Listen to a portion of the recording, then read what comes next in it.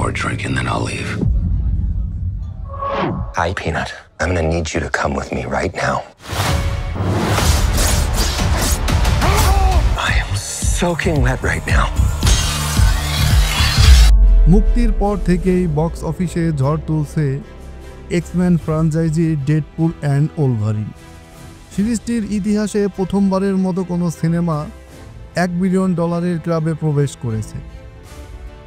Ryan Reynolds ও Hugh জ্যাকম্যানের মতো দুই সুপারস্টারকে দেখা যায় এই ছবিতে। বহুল প্রতীক্ষিত এই টিম আপে আর রেনেট অ্যাকশন ও কমেডির এক দুর্দান্ত মিশেল দর্শকদের মন জয় করে নিয়েছে এই সিনেমাটি।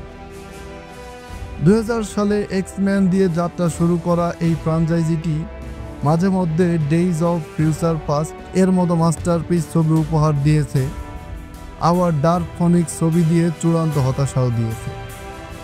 কিন্তু সব কিছু ছাপিয়ে এবার ডেডপুল অ্যান্ড ওলভারিন নতুন করে প্রাণ ফিরিয়েছে মিউট্যান্টের দুনিয়ায়।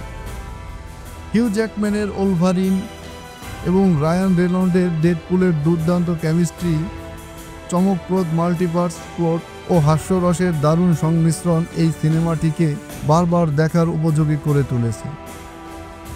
বিশ্বজুড়ে লাখো ভক্ত সিনেমা হলে একাধিকবার উপভোগ করেছেন এই সিনেমা, যার ফলে এটি এক্সম্যান ইউনিভার্সের সবচেয়ে বেশি আয় করা সিনেমা হিসেবে নাম লিখিয়েছে।